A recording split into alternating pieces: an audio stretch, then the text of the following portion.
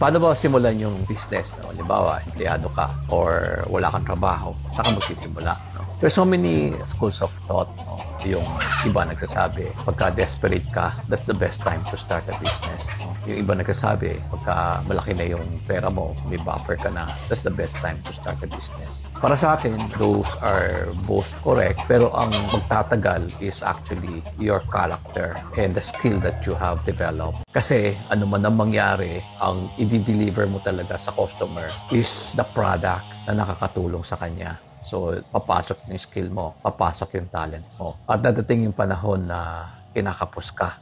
So, magagamit yung iyong character, yung iyong perseverance, yung iyong patience. No? Pinakamahalaga yung iyong pananalig sa Diyos kasi darating yung time na para bang walang pupuntahan yung ginagawa mo. So, importante yung having the right attitude. Number 1 is having God at the center of your life. Number 2, yung character mo, perseverance, tiyaga, at patience. Number 3, yung talent and gifting mo, yung ability mo to deliver certain value to your customer.